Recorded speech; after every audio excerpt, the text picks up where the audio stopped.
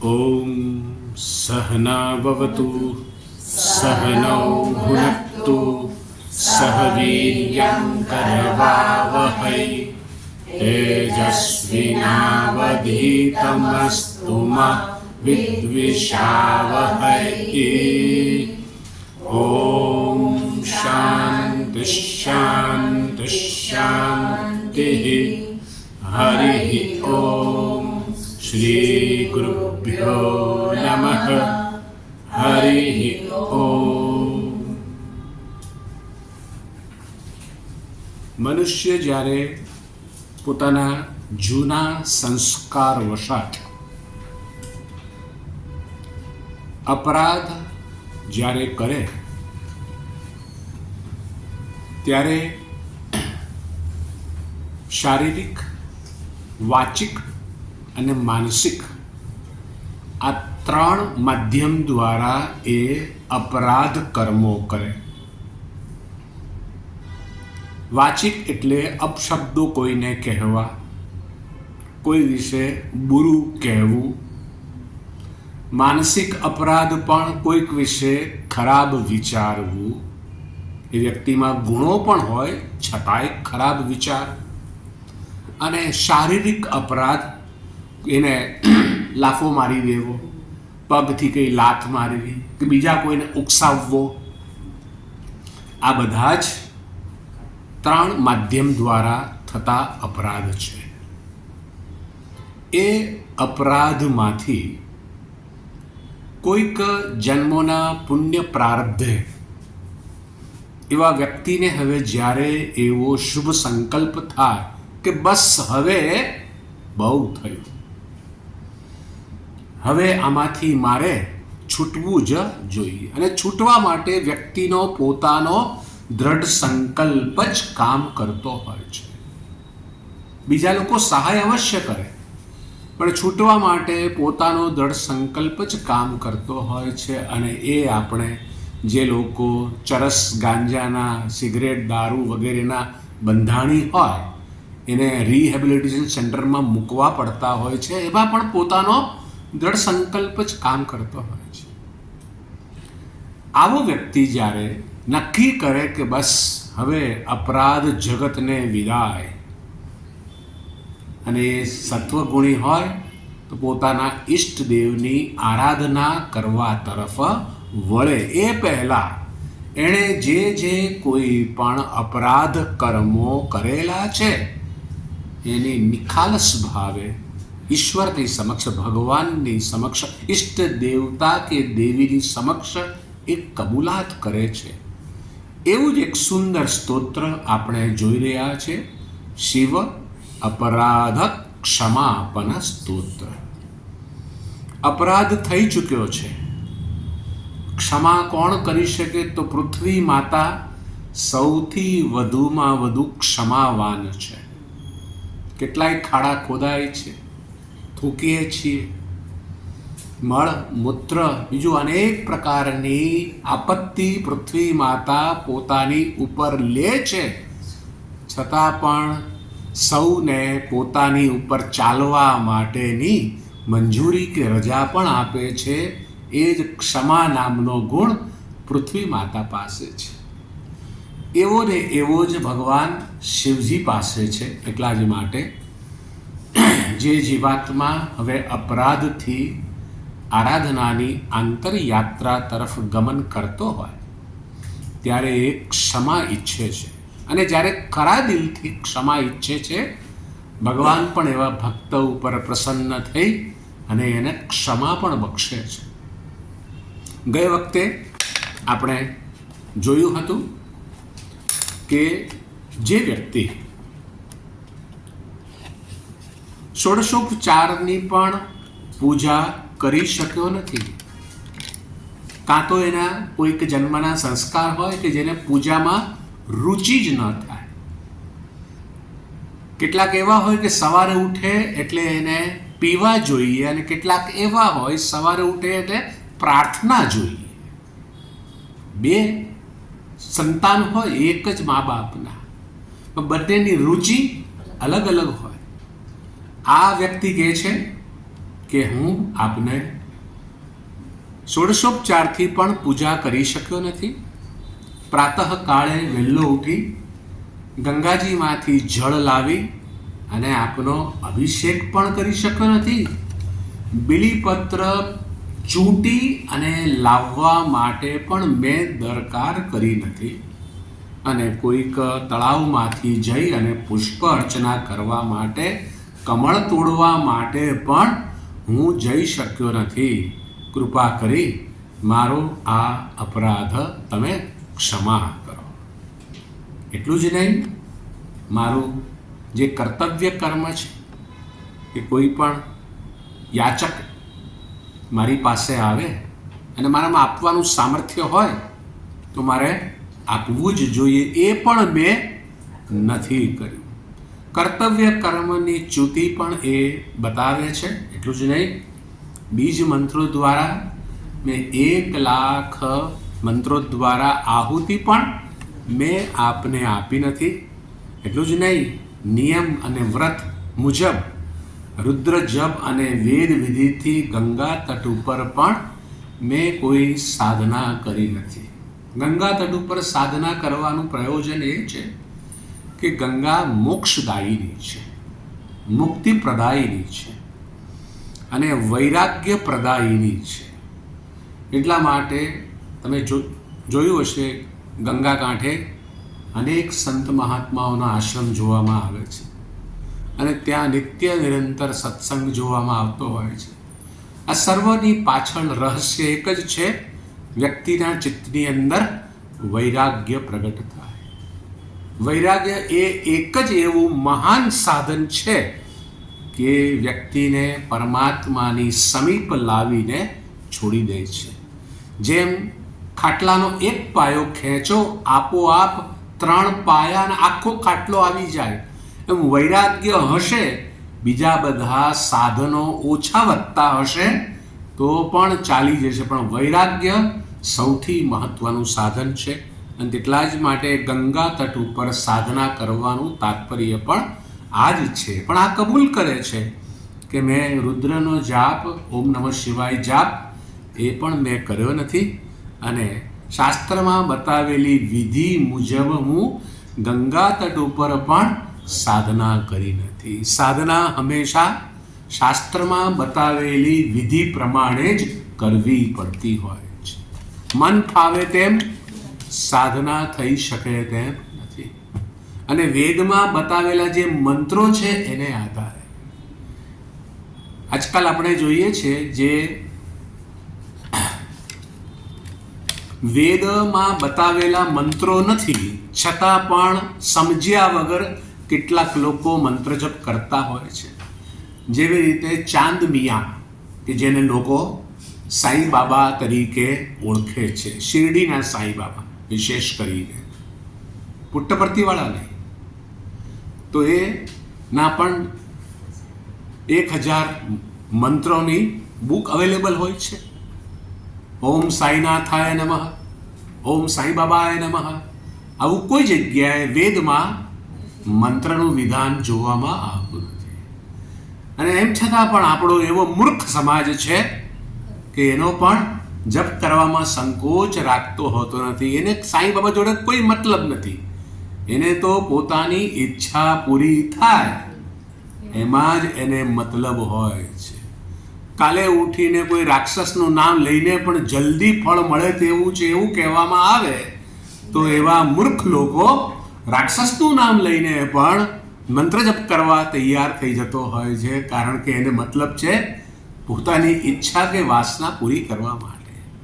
અને એટલા જ માટે વેદમાં બતાવેલા જે મંત્રો છે એના દ્વારા જ જલ્દી ફળની પ્રાપ્તિ થાય છે. કેટલાક લોકો મન ફાવે તેવી સાધના કરે અને ફળની અપેક્ષા રાખે છે વેદમાં બતાવેલું હોય તો જ અમે સ્વીકારીએ.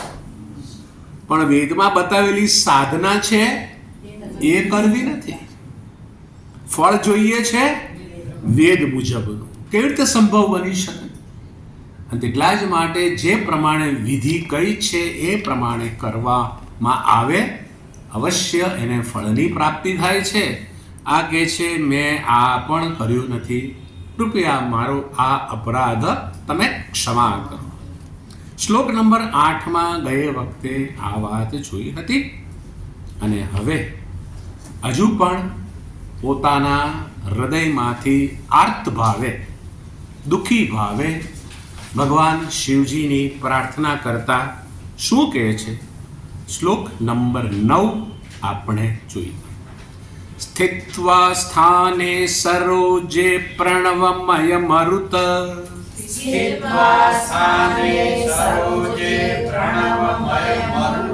કુંડલે સૂક્ષ્મ માર્ગે શાંતે સ્વાંતે પ્રલીને પ્રકટિત વિભવે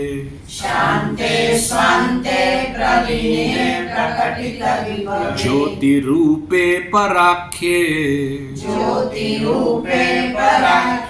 લિંગજ્ઞે બ્રહ્મવાક્યે સકલ તનુગતમ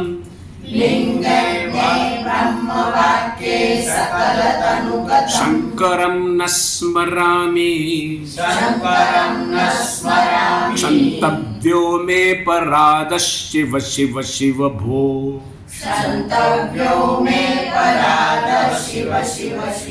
શ્રી મહાદેવ શંભો.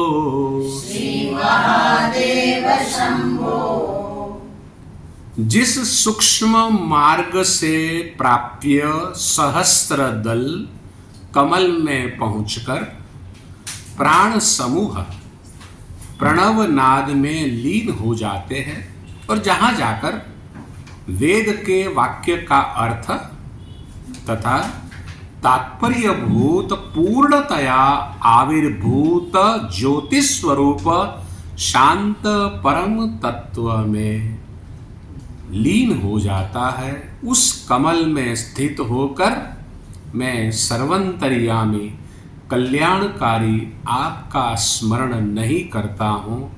अतः हे शिव, हे शिव, हे शिव, हे महादेव, हे शंभो, अब मेरे अपराधों का आप क्षमा करो, क्षमा करो.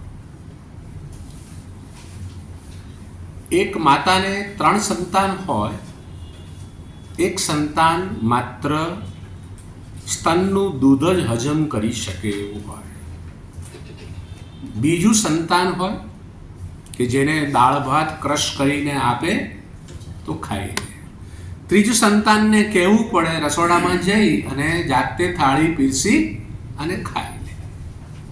એમ અહીં પણ શ્રુતિ માતા, વેદ માતા મનુષ્યો ઉપર કલ્યાણ કરતા કહે છે કે જે લોકો તત્વનું જ્ઞાન પ્રાપ્ત કરી શકે તેવી સ્થિતિમાં નથી, સમજી શકે એવું એની બુદ્ધિમાં સામર્થ્ય નથી, એવા લોકો માટે પણ કૃપા કરી, અનુકંપા કરી મા શ્રુતિ અથવા વેદ માતા જે લોકો યોગ માર્ગમાં આગળ વધવા ઈચ્છે છે એનો અહીંયા સંકેત કરે છે.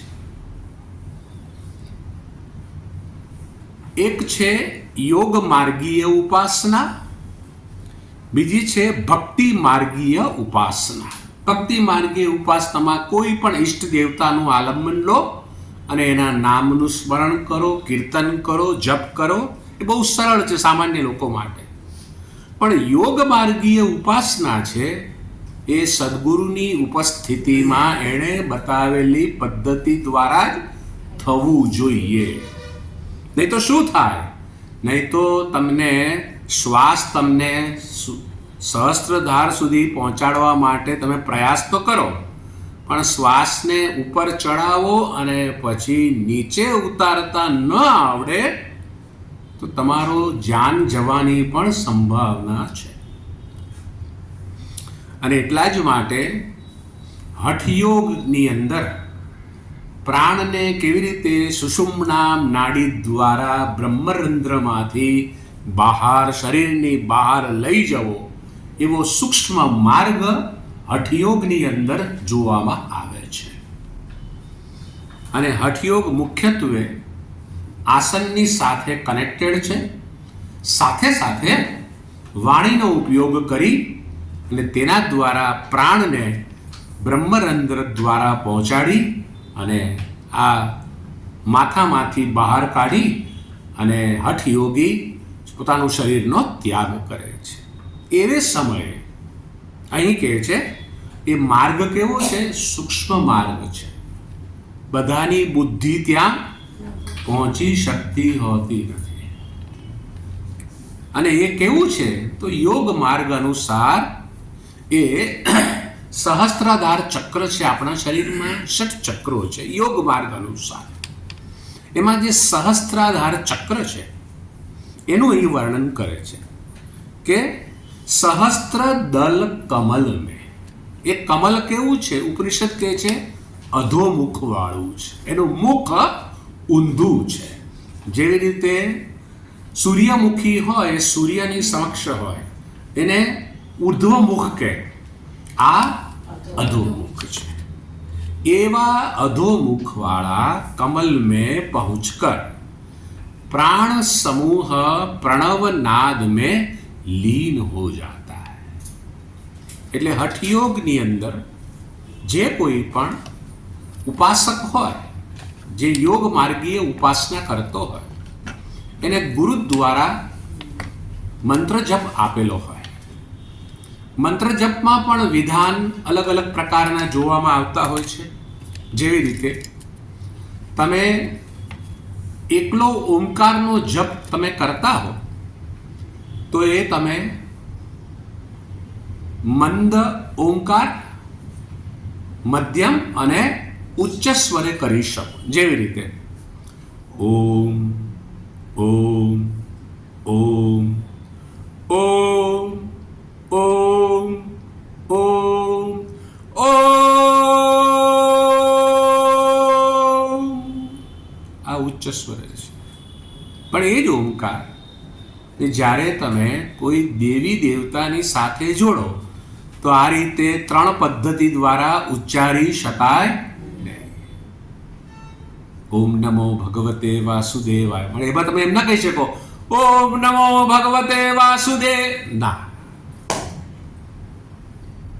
પ્લુતમાં તમે ઉચ્ચાર શકો ઓમ નમો ભગવતે વાસુદેવાય. તમારું મન તો એવું કે થોડુંક જરા વેરિએશન લાવીએ. વેરિએશન આમાં લવાય નહીં. એટલા જ માટે અહીંયા આગળ ઓમકારનો જપ પેલા ગુરુએ પેલા શિષ્યને જે હઠ યોગમાં એને આગળ વધવાની ઈચ્છા છે એવા યોગ સાધનની પદ્ધતિમાં ઓમકારનો ઉચ્ચાર કરવાનું એને બતાવવામાં આવતો હોય છે. એને જ અહીંયા આગળ પ્રણવ નાદ કહેવામાં આવે છે. નાદ શું છે? પેલો ઘંટડી તમે વગાડો પછી ટન,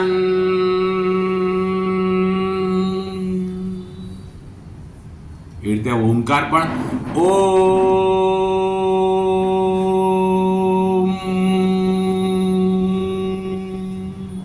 ઓઠ તમારું બંધ થઈ જાય છતાં પણ તમારું ચાલુ રહેવું જોઈએ. આ રીતે શાસ્ત્રમાં બતાવેલી પદ્ધતિ દ્વારા આવો વ્યક્તિ, આવો ઉપાસક, હઠયોગી ઉપાસક પ્રણવનો નાદ કરે છે. એવે સમયે શું થાય છે? એના પ્રાણ બધા ક્યાં કેન્દ્રિત થઈ જાય છે? આ ઉચ્ચારની અંદર. એટલે એ સમયે પોતાનું પ્રાણતંત્ર એકદમ સ્થગિત થઈ ગયું હોય તેવું લાગે છે. અને એ સહસ્ત્રદળ કમલમાં પ્રણવનાદમાં મન બુદ્ધિ લીન થઈ જવાથી શું થાય છે?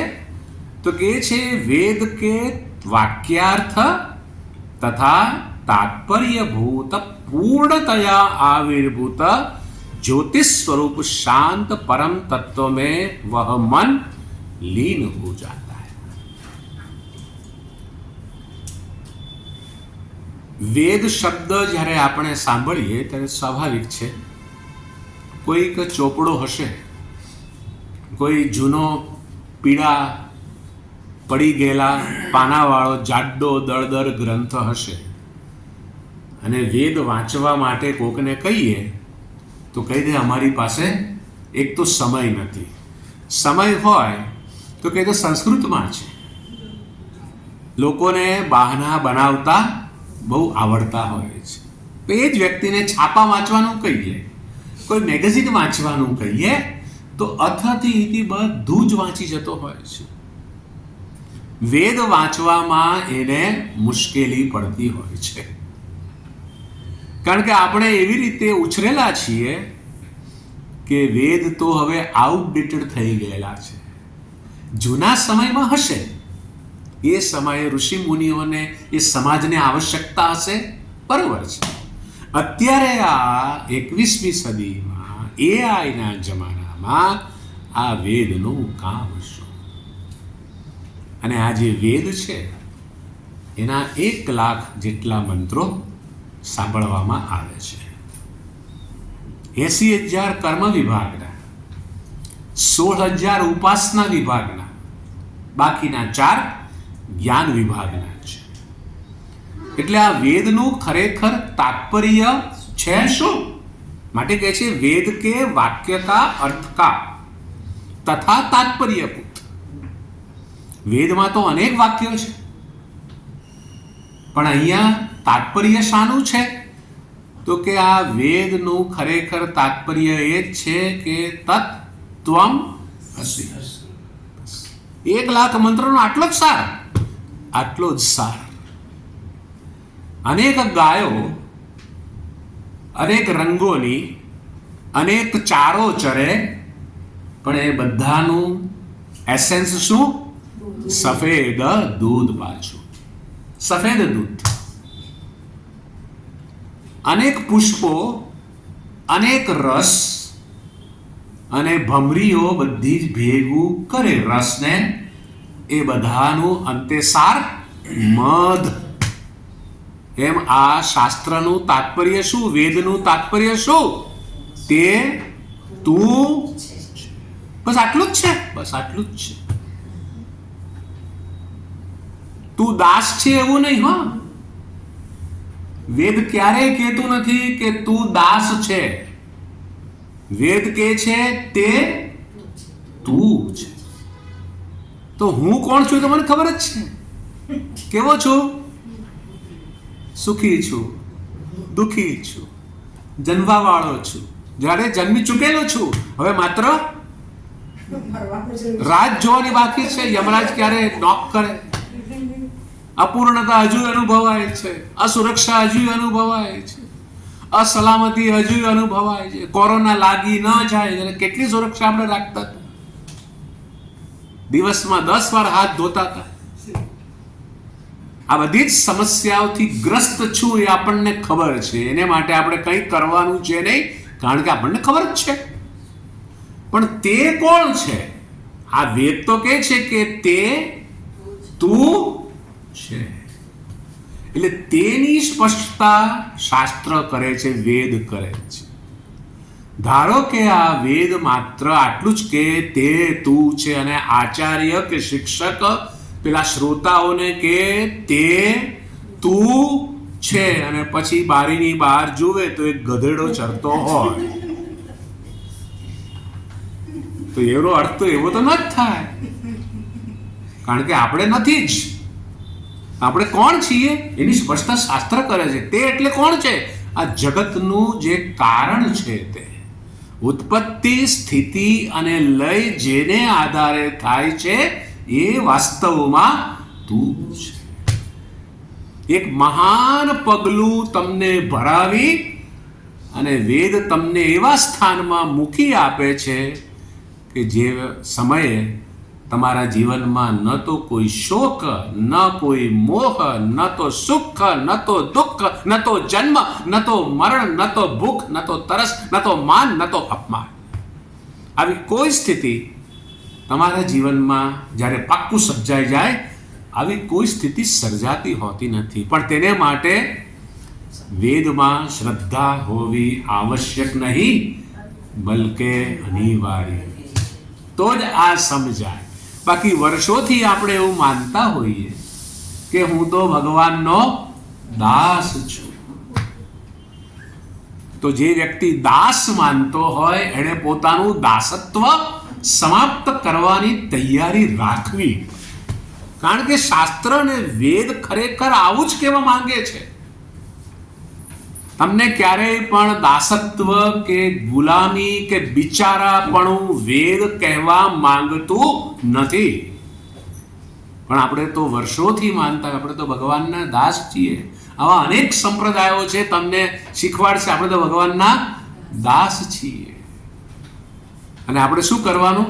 ભક્તિ કરવાની. બરોબર, બહુ સરસ વાત છે. ભક્તિનો પ્રારંભ પણ દાસઃ અહમ એવી રીતે જ થાય છે. પણ પછી એ જ ભક્તિની પરાકાષ્ઠા શું છે? સહ અહમ. દા નીકળી જાય છે એમાંથી, તે હું છું. એટલે દાસઃ અહમની પરિપક્વતા છે સહ અહમ. તે પરમાત્મા જેનું વર્ણન શાસ્ત્ર કરે છે એ હું પોતે છું. તમે ધારો કે એવું કહેતા તો અમે તો ભક્તિ માર્ગીએ છીએ, તો ભક્તિ માર્ગની પણ આ પરાકાષ્ઠા છે. અને ભગવાન શ્રી કૃષ્ણને એવું ભક્ત જ ખરેખર પ્રિય છે. ભગવાન શ્રી કૃષ્ણ પણ ભગવદ્ ગીતામાં જ્ઞાની ભક્તની સ્તુતિ કરે છે કે મને પ્રિય છે. કેમ? કારણ કે એ જે છે એ હું જ છું, અને હું જે છું એ પોતે છે. એટલા માટે ભગવાનને જ્ઞાની ભક્ત પ્રિય છે. તેટલા જ માટે વેદનું વાક્યનો અર્થ છે તત્ ત્વમ અસી, તે તું છે. અને એનું તાત્પર્ય પણ શું છે? તો કે તાત્પર્ય છે પૂર્ણતયા આવિર્ભૂત જ્યોતિષ સ્વરૂપ શાંત પરમ તત્વ છે. શાસ્ત્ર આપણને આપણા સાચા સ્વરૂપની ઓળખ કરાવી આપે છે કે આપણે ખરેખર વાસ્તવમાં કોણ છીએ. આપણે તૈયાર થવું હોય લગ્નમાં જવા માટે કે કોઈ ફંક્શનમાં જવા માટે, તો આપણને કેટલા આઈનાની જરૂર પડે? ભાઈ તૈયાર થાવ છો કે નથી થતા? એક જ આઈનાની જરૂર પડે. એ જ પ્રકારે આપણે ખરેખર કોણ છીએ એ જાણવા માટે પણ એક જ વસ્તુની જરૂર પડે, અને એ છે શાસ્ત્ર, વેદ. અને વેદ કહે છે કે તે તું પોતે જ છે, સચ્ચિદાનંદ પરમાત્મા. એને જ અહીંયા કહે છે પૂર્ણતયા આવિર્ભૂત જ્યોતિષ સ્વરૂપ. અહીં જ્યોતિષ સ્વરૂપ કહ્યું છે. જ્યોતિષ સ્વરૂપ શબ્દ જ્યારે કોઈ સાંભળે ત્યારે લોકો એવું જ માને કે આ કંઈક પ્રકાશ હશે. અને આંખ બંધ કરજો અને થોડીક વાર ધ્યાન ધરો, શ્વાસ બહાર કાઢો, શ્વાસ ધીમે ધીમે અંદર લો, થોડીક વારમાં તમને અંદર જ્યોતિ દેખાશે. આવી રીતે ધંધારથી ચલાવનારા વર્ગોવાળા તમને અનેક જોવા મળશે. આત્મા કોઈ ટ્યુબલાઇટનો પ્રકાશ નથી કે જે બંધ થાય ચાલુ થાય, બંધ થાય ચાલુ થાય.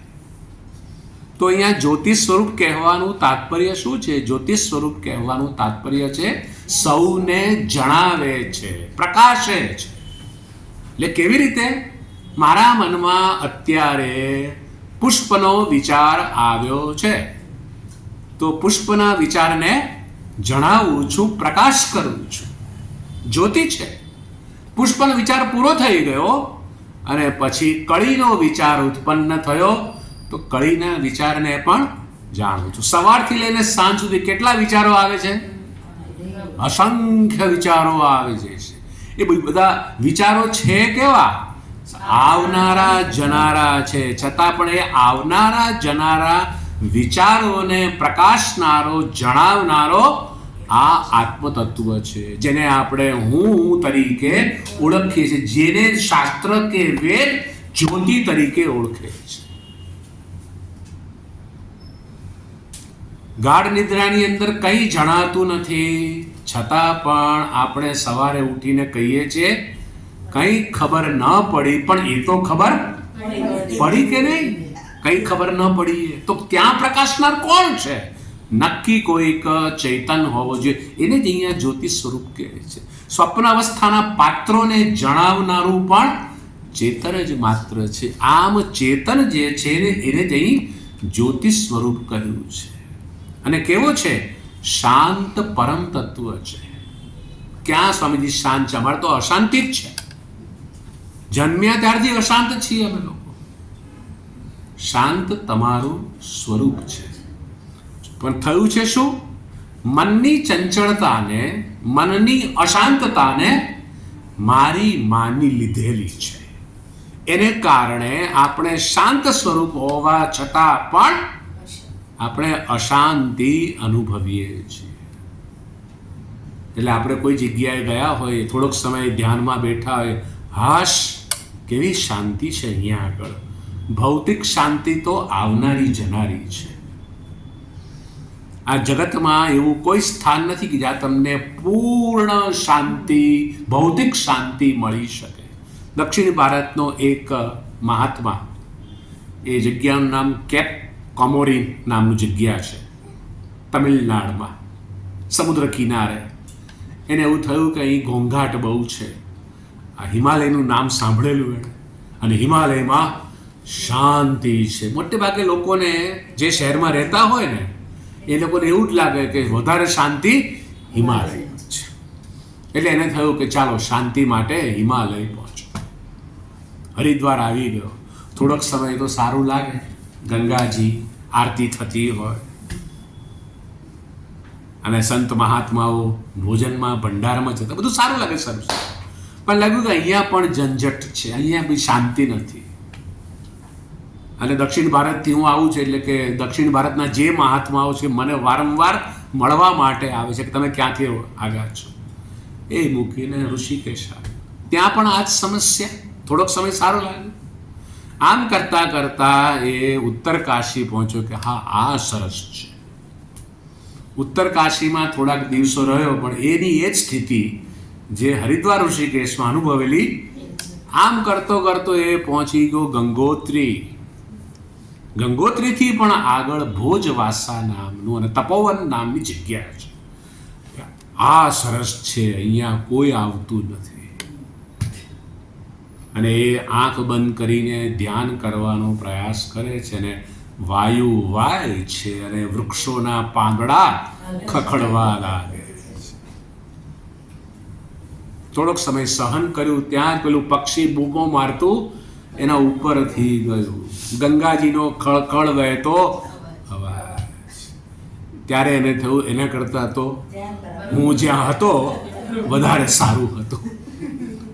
એટલા જ માટે પ્રત્યેક વ્યક્તિએ શાંતિ માટે, ભૌતિક શાંતિ માટે પોતાની વ્યવસ્થા બનાવી લેવી પડે. કોઈ સ્થાન તમને નહીં મળે કે જ્યાં પૂર્ણપણે શાંતિ હોય.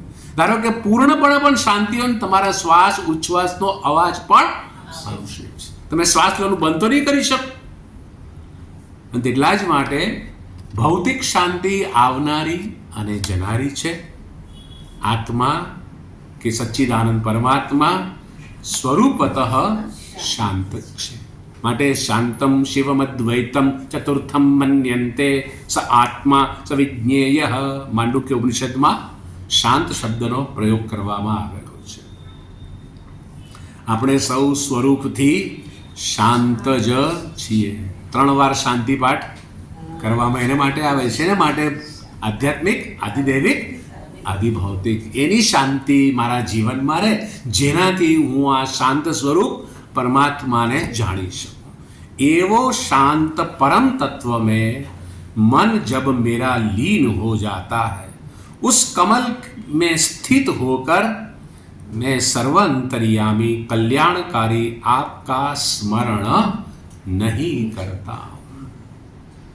પોતાની અસમર્થતા બતાવતો કહે છે કે સર્વાંતર્યામી ભગવાન, આપ કોણ છો?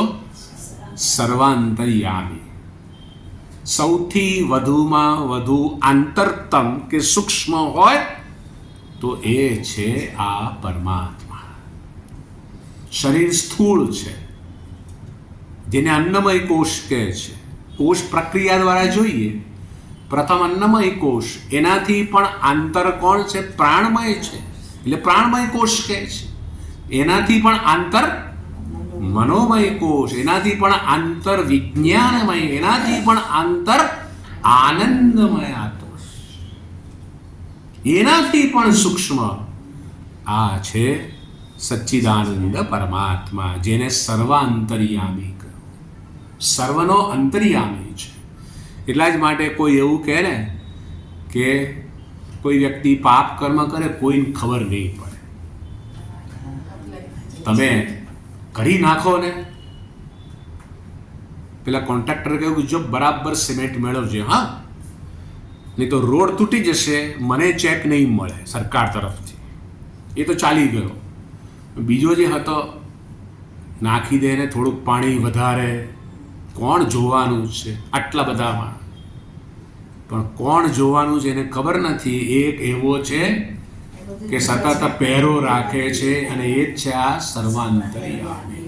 એ જ આકાશ રૂપે, વાયુ રૂપે, અગ્નિ રૂપે, જળ રૂપે, પૃથ્વી રૂપે એ સતત ત્યાં સાક્ષી રૂપે ઉપલબ્ધ છે. તેટલા જ માટે તમે જે ભાવનાથી કર્મ કરેલું છે ફળ પણ એ મુજબ તમને મળવાનું જ છે. આવો આ સર્વાંતર્યામી કલ્યાણકારી. કલ્યાણ એટલે શું? મોક્ષ એ જ ખરેખર મનુષ્યનું કલ્યાણ છે. શેનાથી મોક્ષ?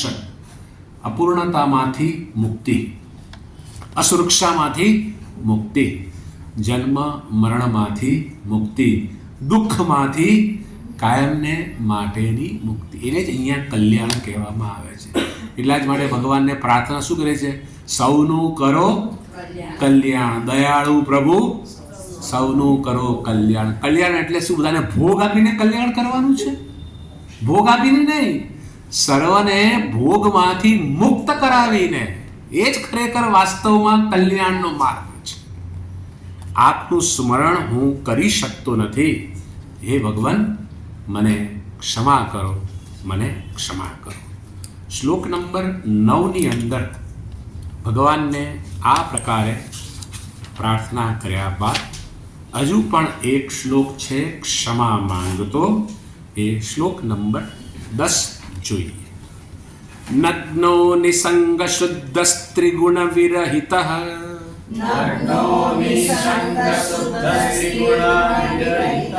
ધ્વસ્ત મોહાંધકાર નાસાગ્રેન્ય સદ્રષ્ટિર્વિદિત ભવગુણ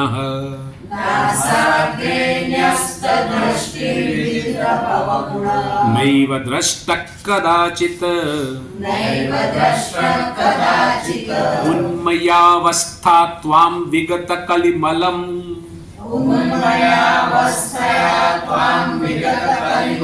શંકરમ ન સ્મરામિ શંતવ્યો મે પરાત શિવ શિવ શિવ ભો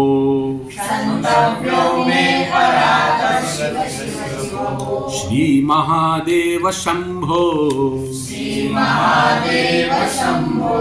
નગ્ન નિસંગ શુદ્ધ અને त्रिगुणातीत होकर मोह अंधकार का नाश करके तथा नासिकाग्र में दृष्टि स्थिर करके मैंने आपके गुणों को जानकर कभी आपका दर्शन नहीं किया और न उन्मनी अवस्था से कलिमल रहित आप कल्याण स्वरूप का स्मरण ही करता हूँ. એની સાથે ન જોડવાનું. હા, अतः हे शिव हे शिव हे शिव हे महादेव हे शंभु अब मेरे अपराधों को क्षमा करो, क्षमा करो. નગ્ન એટલે કે શરીર ઉપર માત્ર કૌપીન જ ધારણ કરનારો. ભગવાન શિવ પોતાના શરીર ઉપર વ્યાઘ્ર ચર્મ નહીં પણ ગજ ચર્મ વીંટાળે છે. એને પછીના શ્લોકમાં આવશે હાથીનું ચામડું એ વીંટાળે છે. એ શું બતાવે છે કે લૌકિક લજ્જાને લઈને જ એ માત્ર આ વસ્ત્ર વીંટાળે છે. એવા અનેક સંપ્રદાયો આપણે ત્યાં આગળ જોવામાં આવે છે. જેવી રીતે જૈન શાસ્ત્રોમાં દિગંબર જૈન, કોઈ વસ્ત્ર જ નહીં. દિક અંબર યસ્ય સહ દિગંબર, દિશા જ જેના વસ્ત્રો છે એ દિગંબર કહેવામાં આવે છે. આ સર્વની પાછળ રહસ્ય શું છે કે આ દેહ સાથેનું તાદાત્મ્ય ખરેખર સમાપ્ત થવું જોઈએ. દિગંબર અવસ્થામાં રહીને પણ લોકો મારી સ્તુતિ કરે, મારી પૂજા કરે, એવું જો ઈચ્છતા હોય તો પછી એ દેહ સાથેનું તાદાત્મ્ય તો વધુ ને વધુ સઘન થતું હોય છે. અને વસ્ત્ર ધારણ કરીને પણ આ દેહ હું નથી એવી મતિ પાક્કી હોય તો એવો વ્યક્તિ ખરેખર દિગંબર કહી શકાય તેવો છે. એટલે નગ્નતાનો અર્થ માત્ર શરીરના દ્રષ્ટિકોણથી જ નથી. નગ્નતાનો એક બીજો પણ અર્થ છે કે પરમાત્મા જ સ્વયં પોતે કોઈ પણ ઉપાધિ વગર સર્વ ઠેકાણે જણાઈ રહેલો છે, એને પણ નગ્નતા કહેવામાં આવે છે. અવધૂત ગીતાની અંદર આવી જ મતલબનો એક શ્લોક છે. એનો ભાવાર્થ પણ એવો છે કે હું લજ્જા રહિત થઈ અને સર્વત્ર આખા બ્રહ્માંડમાં ફેલાયેલો છું. કહેવાનું તાત્પર્ય છે હું કોઈ પણ ઉપાધિ વગરનો થઈ આખા બ્રહ્માંડમાં રહેલો છું. એટલે અહીંયા નગ્નનો અર્થ વાસ્તવમાં સાધનાનો નિર્દેશ કરે છે. પછી નિસ્સંગ, કોઈની સાથેનો સંગ નહીં. મોટામાં મોટો પ્રથમ સંગ તો આ શરીર સાથે છે. પહેલો સંગ કેમ? કારણ કે જન્મ્યા ત્યારથી જ આ શરીરની સાથે આપણે પ્રવાસ કરી રહ્યા છીએ. એટલે હું શબ્દ બોલતાની સાથે પહેલું સ્મરણ આ શરીરનું થાય છે અને પછી શરીરની સાથે જોડાયેલા. એટલે નિસ્સંગનો અર્થ છે કે આ શરીરનું પણ તાદાત્મ્ય જેની પાસે નથી તે. કેમ? તો પછી એ હું બુદ્ધિ ક્યાં સ્થાપિત કરે છે એવો વ્યક્તિ? હું બુદ્ધિ એ સચ્ચિદાનંદ પરબ્રહ્મમાં સ્થાપિત કરે છે. એટલે નિસ્સંગનો અર્થ એવો નથી કોઈ વ્યક્તિ ડૂબતો હોય તો કે હું તો નિસ્સંગ છું, એવું નહીં. ડૂબતો હોય તો કૂદકો મારે, તરતા આવડતું એને પકડીને બહાર બી લાવે. કોઈ સુસાઇડ કરવા જતો હોય તો એવું ના કહે છે કે હું તો નિસ્સંગ છું, તું જીવે કે મરે મને શું. એનામાં ધર્મની અભિવ્યક્તિ, જ્ઞાનીમાં ધર્મની અભિવ્યક્તિ પૂર્ણતયા પ્રકાશિત હોય છે. એટલે બચાવવાનો પ્રયાસ તો અવશ્ય કરે જ, ન કરે તેવું નહીં. એટલે નિસ્સંગનો અર્થ છે કોઈ પણ અનાત્માની સાથે એનો સંબંધ નથી. જેમ પડદો કેવો છે? નિસ્સંગ. અનેક ફિલ્મો આવીને ચાલી ગઈ. પડદો નિસ્સંગ જ એવો ને એવો જ છે. એમ આત્મા ઉપર અનેક અવતારો આવી ચાલી ગયા, અનેક બ્રહ્માંડો ઉત્પન્ન થયા, સમાપ્ત થઈ ગયા, અનેક શરીરો આવ્યા અને ગયા, છતાં પણ આત્મા કેવો છે? નિસ્સંગ છે. એને જ ભગવદ્ ગીતામાં ભગવાન શ્રી કૃષ્ણએ અસંગ તરીકે કહ્યું છે. ક્યાં કહ્યું છે? 9મા અધ્યાયમાં, મત્સ્થાની સર્વભૂતાની ન ચાહમ તેષુ અવસ્થિત.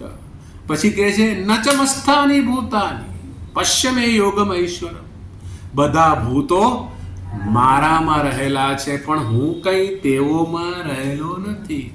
કંઈ વાંધો નહીં, જે સૌનું થશે આપણું જ થશે. અંતે તો આપણે ભગવાનમાં જ છીએ. ભગવાન જે કરશે સારા માટે. આપણે એટલો દિલાસો આપણી જાતને આપીએ છીએ, કારણ કે ભગવાને જ કહ્યું છે બધા ભૂતો મારામાં રહેલા પણ હું કંઈ હાશ કંઈ નહીં. આપણે ભગવાનમાં તો છીએ. પછી ભગવાન કહે છે નચમસ્થાની ભૂતાની પશ્ચિમે યોગમ ઈશ્વરમ. બધા ભૂતો મારામાં રહેલા. અરે આ તે કેવો ભગવાન સાંભળ્યો. ઘડીકમાં કહે છે આમ, ઘડીકમાં કહે છે આમ, અબ્બી બોલા અભી ફોક એવી જ એની વાણી. પણ એવું નથી. ભગવાન કહે છે હું સ્વરૂપે તો નિસ્સંગ છું, અસંગ છું. અસંગો હિ અયમ પુરુષ બૃહદારણ્યક ઉપનિષદ. અને એવું હોવાને કારણે મારામાં કોઈ ભૂતનો પણ સ્પર્શ નથી. એવું ને એવું જ આ વ્યક્તિ કહે છે નિસ્સંગ, શુદ્ધ. શુદ્ધ એટલે મારામાં અજ્ઞાન કે માયાનો પણ સ્પર્શ નથી. और त्रिगुणातीत होकर, ત્રણેય ગુણોથી અતીત કેવી રીતે થવું? ભગવાન શ્રી કૃષ્ણ ભગવદ્ ગીતામાં કહે છે ત્રૈગુણ્ય વિષયા વેદાહ નિસ્ત્રૈગુણ્યો ભવાર્જુન. ગીતામાં આ શ્લોક આવે છે. રહેવાનું છે ક્યાં આગળ? આ શરીરમાં જ. અને આ શરીર ત્રણેય ગુણોની અભિવ્યક્તિ બતાવે છે. આ સ્થૂળ શરીર તમસમાંથી જન્મેલું છે. સત્વમાંથી શું જન્મેલું છે? જ્ઞાનેન્દ્રિયો અને અંતઃકરણ બનેલા છે. રજસમાંથી બનેલું છે પ્રાણ અને કર્મેન્દ્રિયો. અને તમસમાંથી આ શરીર. રહેવાનું છે આ શરીરમાં. અને જાણવાનું શું છે? આ ત્રણેય ગુણોથી હું મુક્ત છું. એટલે બગાસું ખાઈએ તો સામાન્ય રીતે લોકો શું કહે? કેવો અવિવેકી છે આ માણસ. આટલી ગૂઢ વાત ચાલે છે અને આ બગાસું ખાઈ રહ્યો છે. જ્ઞાનીના જીવનમાં પણ આવો ક્યારેક પ્રસંગ બને બગાસું ખાવાનો, તો એને જરાય ક્ષોભ થતો નથી. કારણ કે તો તમસ ગુણનું કામ છે ને, મારું ક્યાં છે? અને તેટલા જ માટે ત્રણેય ગુણોથી રહિત થવું એટલે શું? ત્રણેય ગુણોમાંથી જે કંઈ પણ બનેલું છે એ કાર્ય હું નથી. એટલે કોઈનું પ્રવચન સાંભળતા સાંભળતા જ્ઞાની ધારો કે ઊંઘી પણ જાય તો એને અફસોસ થતો હોતો નથી. પણ આ છૂટ કોને માટે છે? જિજ્ઞાસુ માટે નથી. એને તો ધારદાર રહેવાનું છે. અને એટલા જ માટે ત્રણેય મારા નથી. આવું જ્ઞાની સ્પષ્ટપણે જાણે છે. કોઈને મદદ કરી, હા થેન્ક યુ સો મચ, તમે ના હોત તો હું શું કરત. જ્ઞાની ક્યારેય એવો અહંકાર રાખતો નથી. મેં એને મદદ કરી છે. સત્વગુણને લઈ એને મદદ કરે છે, એને સાંત્વના આપે છે. પણ જ્ઞાનીના મનમાં અહંકાર ઉદિત થતો નથી. કારણ કે તો સત્વગુણનું કાર્ય છે. આ ત્રણેય ગુણોથી રહિત થવું એને જ કહે છે ત્રણ ગુણોની વચ્ચે રહી સ્વયંને અસંગ નિસંગ સચ્ચિદાનંદ બ્રહ્મ સ્વરૂપ જાણવું. એ જ છે ત્રિગુણાતીત હોકર મોહ અંધકાર કા નાશ કરકે. મોહ શું છે? અતસ્મિન તદ બુદ્ધિ ઇતિ મોહ. અતત્માં તત બુદ્ધિ, જડમાં ચેતન બુદ્ધિ, એને મોહ કહેવામાં આવે છે. શરીર કેવું છે? ચેતન નહીં. શરીર જો જડ હોય તો હું વાત કોની જોડે કરી રહ્યો છું? જડની સાથે. તો પ્રવચન પર કરી દઈએ આપણે.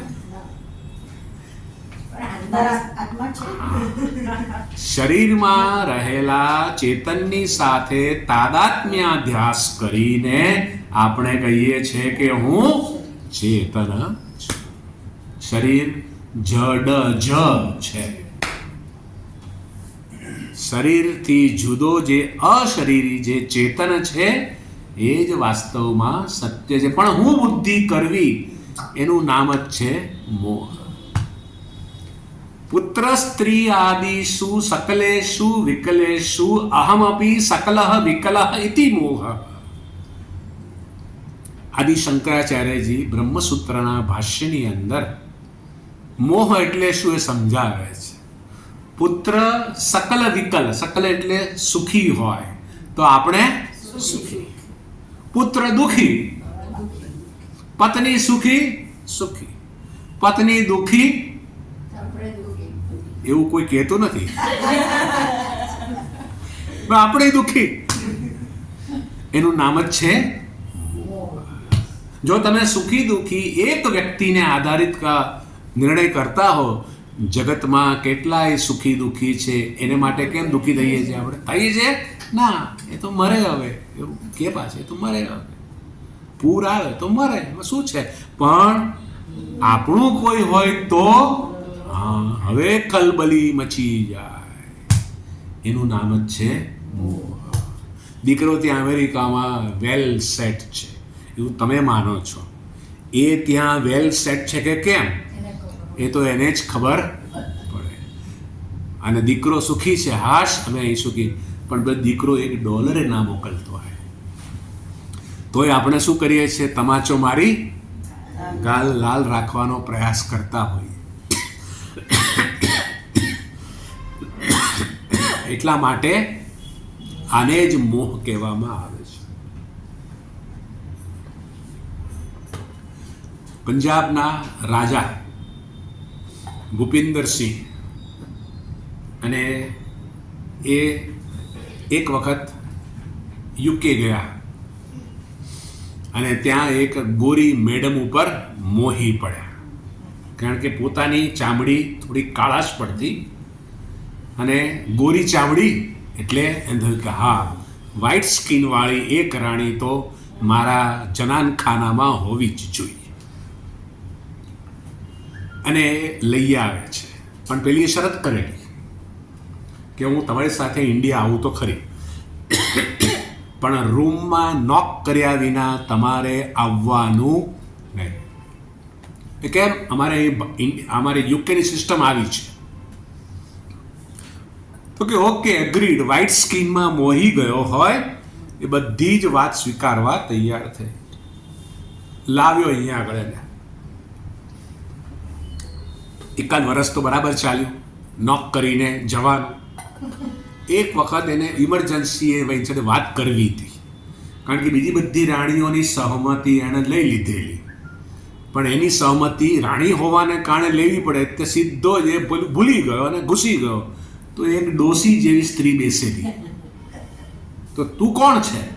દાસી છે?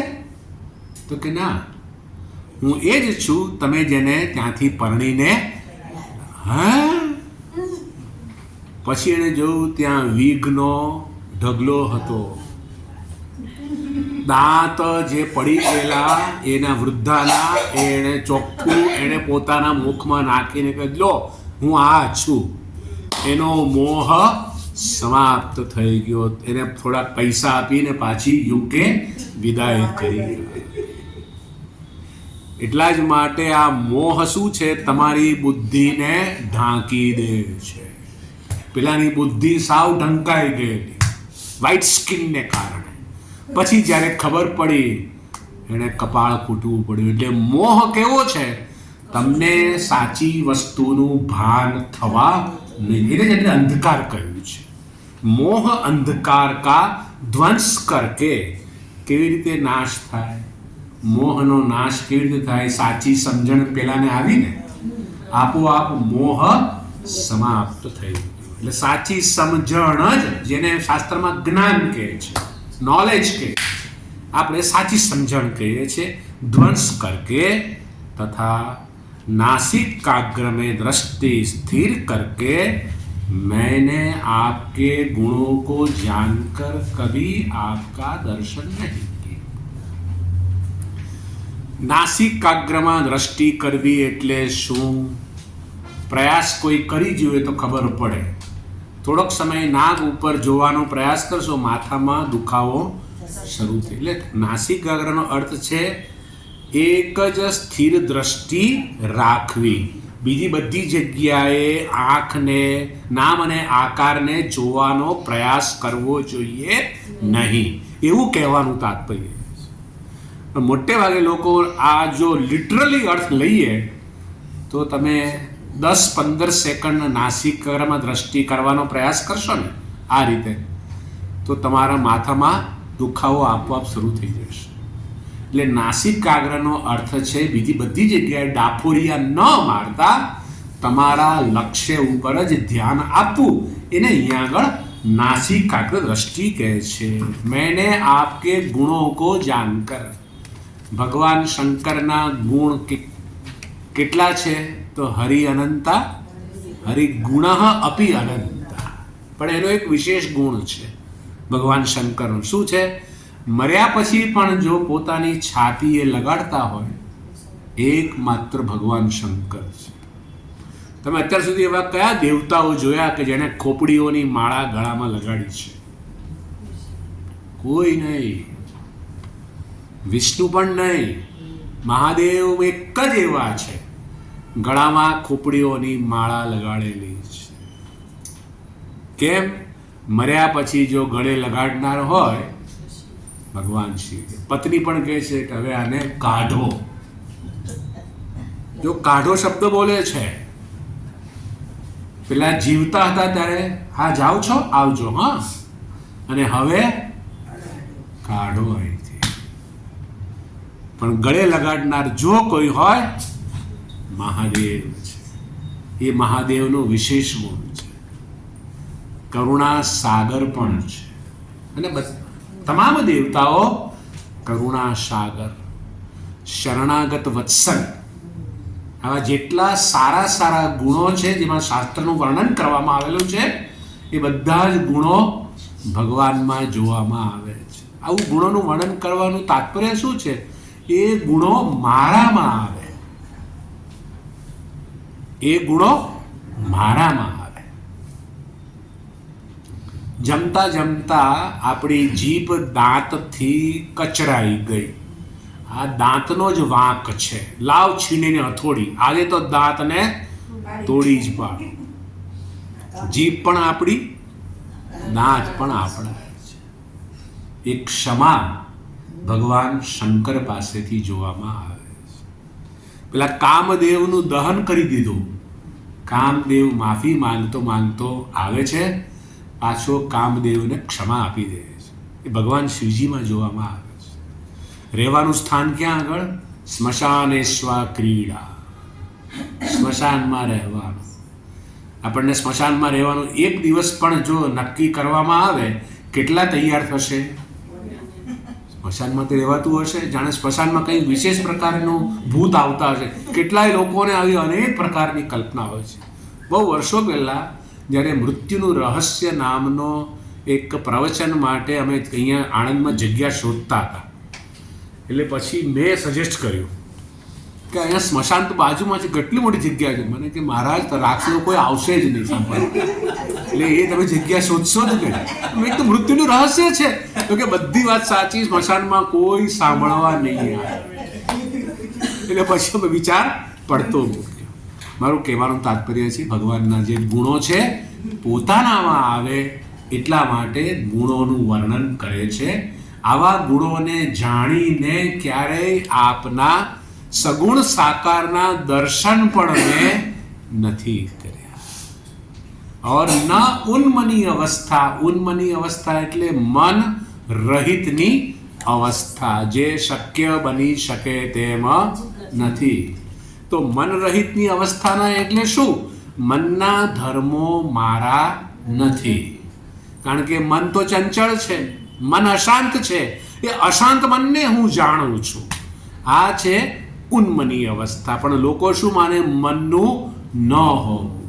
મનનું ન હોય ને તો સવારે ઉઠે તો એ કન્ફ્યુઝ થઈ જાય કે શું કરવું શું ન કરવું.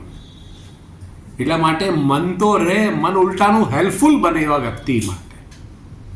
પણ મનના ધર્મો મારા નથી. આવું ઓળખવું, જાણવું, એને જ કહેવામાં આવે છે ઉન્મની અવસ્થા.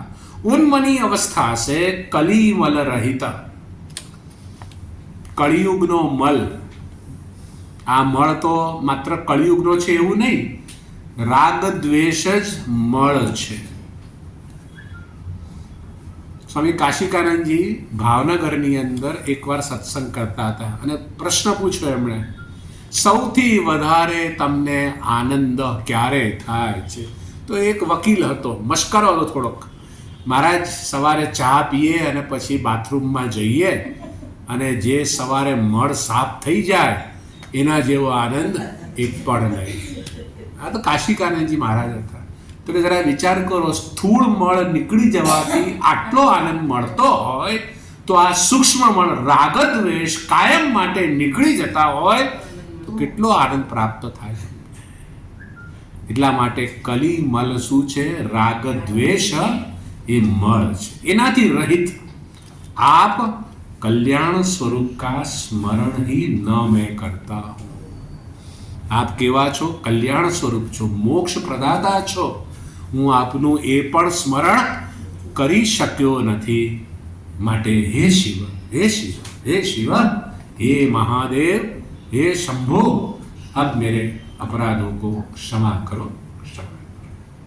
આમ આજે આપણે શ્લોક નંબર 9 અને 10 જોયા અને તેમાં સહસ્ત્ર દલમાં સાધક જ્યારે પહોંચે છે અને ત્યારે ઓંકારની અંદર પ્રણવની અંદર લીન થઈ જાય છે એનું મન, અને એવા પરમ શાંત પોતાનું જે સ્વરૂપ છે એમાં લીન થયા બાદ હું આપનું સ્મરણ કરી શક્યો નથી, એને માટે ક્ષમા કરો. અને સાથે સાથે આપના જે ગુણો છે એ ગુણોને જાણીને પણ હું આપનું દર્શન કરી શક્યો નથી, કૃપા કરીને મારો આ અપરાધ ક્ષમા કરો. આ 2 શ્લોક આપણે જોયા. અને હવે પછી જે શ્લોક આવવાના છે એમાં એણે શું કરવું છે એ હવે અભિવ્યક્ત થવાનું છે. હવે પછી ક્ષમા માંગતા કોઈ શ્લોક નથી આવવાના, પણ હવે પોતે શું કરવા માંગે છે અપરાધમાંથી આરાધનાની યાત્રામાં એનું વર્ણન આવવાનું છે. એ આપણે આવતા વખતે જોઈશું.